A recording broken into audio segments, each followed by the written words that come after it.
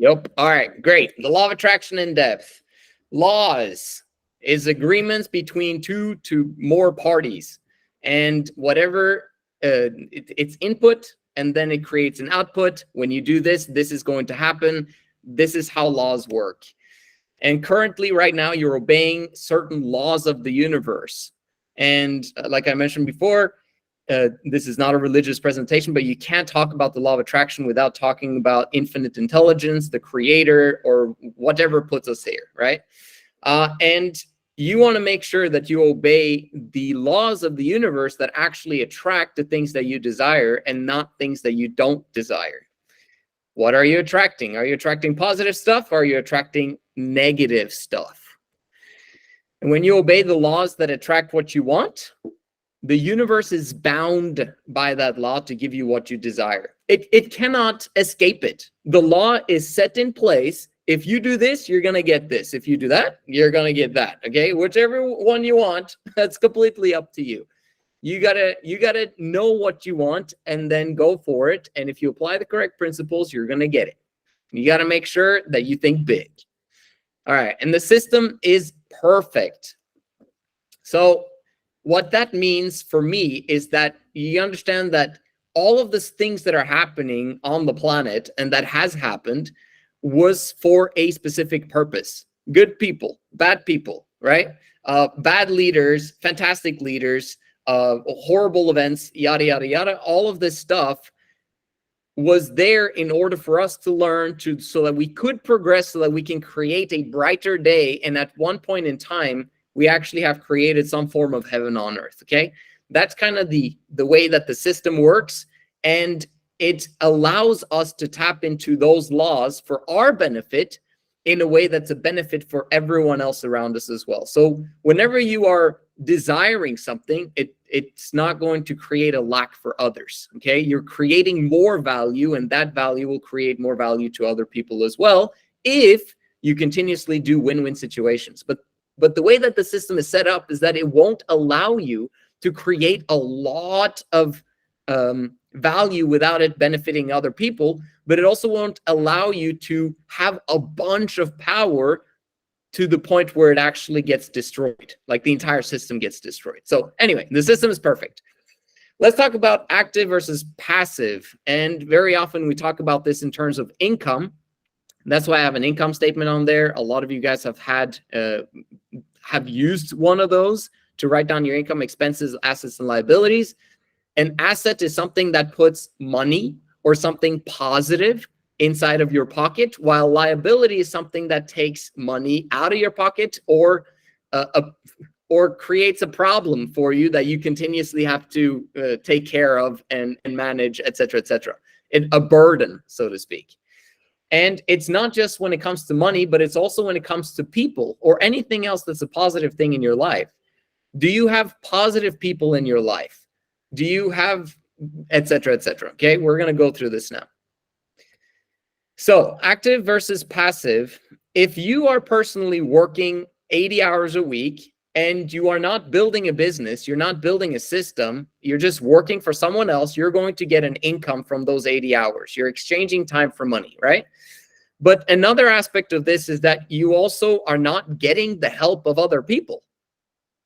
And what OPE stands for is other people's effort.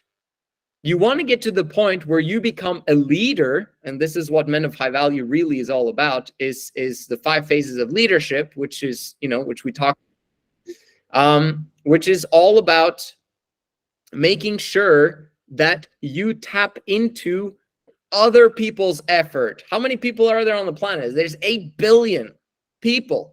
Can you get a few of those people to help you out? Okay, not from a charitable standpoint, but because you've created some value there that they want so that it can become a win-win situation. So when you collaborate with someone, it's not 1 + 1 = 2, it's 1 + 1 = 3 or 1,000,000, right? If you get the right people working with the right people, amazing things happen. I mean, if you're going to use a scriptural perspective, it's like, when 2 people are gathered together, then I'm right there with you, right? So if you understand that aspect, don't work alone. make sure that you always bring people along for the journey, because that's going to be mutually beneficial for everyone around you. Okay, so that's how you work smart, is making sure that you have assets in your life, other people that you are also an asset in their lives, creating a win-win situation. And this and I wanted to explain how the conscious mind versus the subconscious mind works, because your subconscious mind is an asset, or it can also be a liability. For most people on the planet, their subconscious mind is a liability. The difference between them is that your conscious mind is you deciding what you're going to do at any given time. And then the subconscious mind is the one that's being acted upon. It's being told what to do by the conscious mind, and then it just acts on autopilot all of the time. Okay? It's like our conscious mind, we are awake for 16 hours when we sleep for 8. And so the conscious mind is asleep, right? When we're sleeping. The subconscious mind is continuously working 24/7, all of the time. So when we're putting positive things, good things, great self-talk into our, from choice, our subconscious mind is going to take that as fact and is going to feed that back to us, to our conscious mind, and is going to dictate our behavior.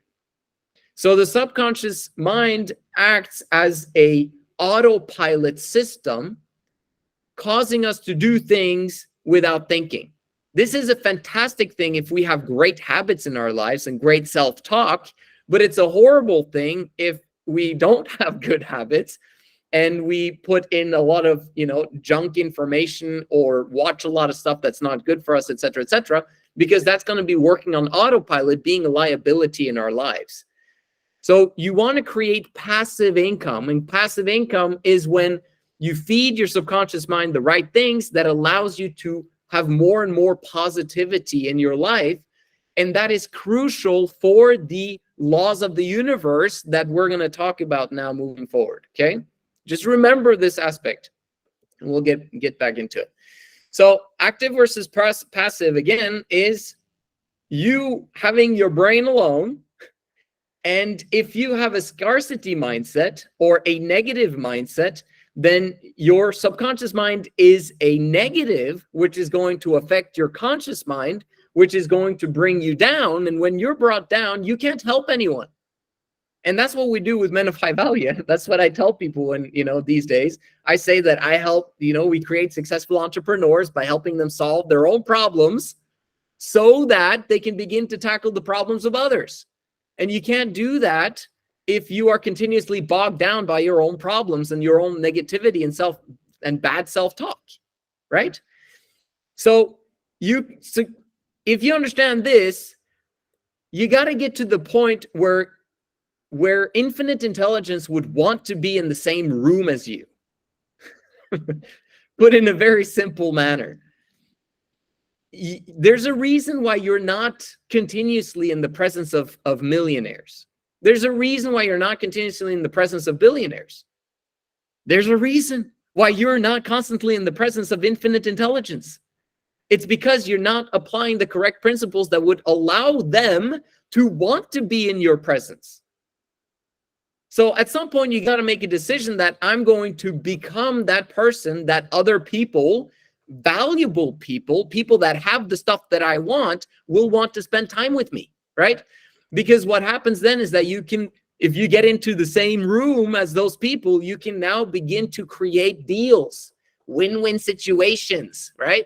Create agreements, work with the laws that have been established there so that you can mutually benefit from it. Simply put, read the first one. Until one is committed, there's hesitancy, the chance to draw back, always ineffectiveness. Concerning all acts of initiative and creation, there's one elementary truth, the ignorance of which kills countless ideas and splendid plans. That the moment one definitely commits oneself, this is the decision, okay, to cut off all other options. I decided this is what I'm going to get. Then providence moves too. And what the word providence means, you can insert infinite intelligence there. Okay. So if you want infinite intelligence to start beginning to work in your favor and be an asset to you, you got to begin to be an asset to him. Right? What is the win-win situation that you guys will mutually benefit from? Okay, so the way that it works, your conscious mind, it starts there because that's where you commit yourself. That's where you decide. The subconscious mind can't decide on its own. You have to tell the subconscious mind repeatedly, again and again and again, and infuse that decision with emotion so that the subconscious mind can actually get it. That's another thing that I wanted to mention about the subconscious mind, is that you need emotion in order to enter the subconscious mind. If you want information to actually stick in the subconscious mind, you need emotion. This is when you have a memory that everyone has memories, right? What are the most memorable memories that you have? Usually they are the times when you've been the most emotional. So at a time when there's intense emotion, that's what you're going to remember. And you remember it because the subconscious mind is replaying it over and over and over and over again, because it taps into the times when we've been the most emotional. This is why if you have something that you're extremely scared of, a phobia of some sort, that's your subconscious mind that taps into, whoa, I know what's going on here, because it's been working on that memory for a lot, right? So in general, simple principle, it goes from conscious mind to the subconscious mind. And this is also by osmosis when you are in the presence of other people. Like here, for example, if you actually are tuning in and listening properly to the things that I'm saying, and you're getting epiphanies, you're getting ideas, you're getting hunches, you're getting like, dang, like this is stuff that I didn't know about, then it becomes a bit more emotional. Boom, it goes into your subconscious mind. And that's what is, we're trying to do. Once that's happened and you've committed and your subconscious mind has committed as well, providence moves too. And it goes from there to the right people and to opportunities. Because the cool part is that infinite intelligence has the capacity to link people together and to link opportunities together. It has skills that we don't have, right? To make that happen. So if you want the law of attraction to work in your favor, you got to work on the same team as infinite intelligence and allow that mutual beneficial relationship to work so that you get the right people and the right opportunities to come into your life. Another aspect of this is something called the reticular activating system. And what the reticular activating system is actually, in terms of the subconscious mind, is when, and I'll give you an example. A lot of people use this example. You've probably heard it before. But if you try to count the amount of red cars that you see when you go out driving, or you come home without even thinking about it, and then someone asks you, how many red cars did you see? And then you're like, I don't know. I didn't see any red cars, right? Because you weren't aware of it. But if someone told you, you gotta really, really focus on the red cars, and you need to count them, then you would have been able to count them and then be able to respond to that person asking you how many red cars were there. And you were like, those 23. Fantastic. Okay, so you actually knew. And that's the reticular activating system looking for the thing that you're looking for. And then so your subconscious mind, and obviously your conscious mind is participating in that as well, but this is how hunches, ideas, and thoughts come from infinite intelligence. It's like opportunities are placed in your way so that you can find the thing that you're looking for. All right, so simply put, conscious mind, know what you want, decide that you will have it, you got to write it down, and you also need to decide what you will give in exchange so that there's a win-win situation for it to happen. And then you got to read it out loud. You got to write it down and read it out loud with intense, positive emotion every morning and every evening. Every morning and every evening. This is your 50 dreams, or your 20 dreams, or maybe your 3 dreams. That's on your dreams document. Use that sheet every single day. The more you use it, the more it enters into your subconscious mind if you infuse it with intense positive emotion. Every morning and every evening. all right? And do it for an extended long period of time, and providence will move too. Subconscious mind, it believes everything you tell it. It dictates behavior without thinking. And at first, when you set big dreams, this is the only way that you get infinite intelligence attention, by the way, is if you think big, because infinite intelligence thinks big. Do you think he wants small deals? Like, do you think he cares about the small itty bitty deal? Like, you want a motorcycle? Like, he doesn't care about that. Although you could use that. There's just no win-win situation there that he would gravitate towards. So it's like very low on his priority list. Okay. Like, you need to think massive so that he can prioritize you. And that's basically the aspect of, if you do think big, like bigger than you think that you can potentially do, what is going to happen? Well, other people are going to call you delusional. But if you understand this and you understand the system, you understand that you need to think big, because that's the only thing, not only the only thing that infinite intelligence is interested in. He wants big deals continuously, but not only that, you will only have intense emotion if it's something really big. If it's something really small that you don't really care about, then there's not going to be any emotion, and you're not going to be able to enter in the subconscious mind, and nothing's going to happen, right? So the big dreams are going to create delusion in the beginning. You don't know what you're doing. You have no idea how you're going to go about getting what you want. And then over time, the subconscious mind begins to believe it. It begins to believe it, begins to believe it. And as you couple this with the 80-hour work week, as we always talk about, that is going to create confidence. And confidence is really the only thing that confidence is I've been there, done that. I've seen it before. It's going to happen again. So it's small wins in the beginning of your journey that's over time becomes bigger and bigger and bigger wins. And then eventually you know that you're going to achieve your goal because you've seen it all. You've been there, done that. You've achieved this goal. Why can't you achieve this goal? There's no reason why you can't. And providence moves too. Must be win-win. You got to think big, and that's the only way to get prioritized. This is how you get it. Hunches, ideas, thoughts, reticular activating system. Write thoughts down. Okay. I know my brother Magnus is extremely good at this. Okay. Whenever you get hunches, ideas, or thoughts, use your notebook. You need to have something available. And it's better to use a pen, to be honest, because you write slower when you use a pen. When you use on your phone, you're like tapping really quickly. It's like your subconscious mind doesn't have time to pick up what you're actually trying to communicate. So just a quick tip there. The more I practice, the luckier I get. Again, all of these hunches, thoughts, and ideas that you would get from infinite intelligence, that is what successful people term as luck. Okay, it's like opportunities that suddenly came out of nowhere, people that came out of nowhere. I just got lucky. You know, a lot of billionaires say that they just got lucky. Well, they got lucky because they practiced a lot and they were basically putting in the hours for years. Boom, suddenly opportunity came their way because they now had something to offer that was of a win-win caliber, something in exchange for what they wanted, right? There's no such thing as a free lunch. And that's how you need to look at it.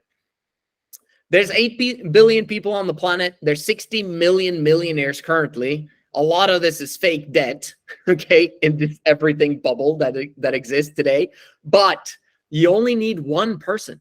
You only need one contact who believes in what you have to offer, where you have actually put in the hours to create something that he actually believes in, and he has confidence in you. And you guys working together to create massive amount of value, right?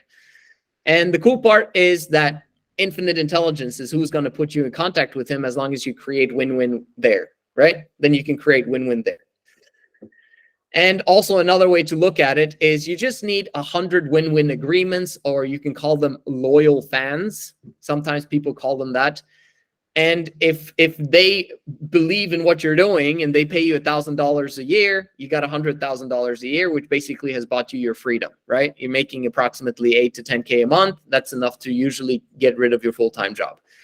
And there you have it. It's about $80 a month or 99. Okay, there you go. Law of attraction does not work without the win-win. It's very important to remember that. And what value are you giving in exchange for receiving your desire? And I suggest that the 80-hour work week is the sacrifice. That's the thing that you're ultimately giving up, because time is the most valuable resource you've got. And if you're willing to put in the hours to learn a skill that becomes valuable for everyone, both for infinite intelligence, but also for people around you, amazing. That's the ultimate thing that you can do right now when you've got nothing else. I can offer my time, okay? Like, can you accept my time? Well, not yet, because like, even though I have your time, it's not really valuable. It's not really win-win situation, because I got to train you, I got to mentor you, I got to be there for you, blah, blah, blah. Like, there's no one it's a win-lose situation a lot of times for the people that have what you want. So you got to create the skill. You've got to create the value where there is none, so that the people that do have what you want, suddenly you get their attention. And they say, hey, you know what? I think you could do this job for me. Let's work together. Even if you have to work for free in the beginning, it's worth it, because you're exchanging value for receiving value, and then infinite intelligence, because you've decided, is going to start working too. The secret is found in your daily schedule. I will always repeat that sentence because it's one of the most powerful sentences to memorize. The secret is found in your daily schedule. And the reason why is because once your daily schedule is continuous, like meaning consistent, and you do the same thing again and again and again and again and again and again, same times, preferably, your brain shuts off. That's a positive thing. You can do things without thinking. And that allows you to now use your conscious brain to put in the things that you want to have inside your subconscious mind. You're giving your conscious mind capacity, because your subconscious mind is taking over more and more and more. Like, the subconscious mind wants to do the heavy lifting, wants to take the burden, but you're not allowing it when you have an inconsistent schedule, when you have an inconsistent routine, because you have to continuously make decisions. Oh, do I do this or do I do that? Oh, do I talk to this person or do I talk to that person? Or I'm having this problem with that person, blah, blah, blah, blah, blah. And it's like, it's so much better if you can handle the boring and mundane stuff on a day-to-day basis. But simply put, a consistent schedule is the key, so that you can feed your subconscious mind what you want to feed it. The less stuff or clutter you have in your life, the simpler it is to control your thoughts. Okay, so the less stuff, less clutter, less people, to be honest. Because, like, if you're thinking about positive people, yeah, there's a lot of positive people around the world, but there's way more negative people. And so just the very act of limiting, beginning to limit the people that you talk to, so that you can begin to select, like, you have to get rid of what you don't want to make room for what you do want. So if there's a lot of negative people in your life, like, you got to be able to reduce from 1 hour to 5 minutes with that person, from 8 hours with this person to 1 hour with this person, right?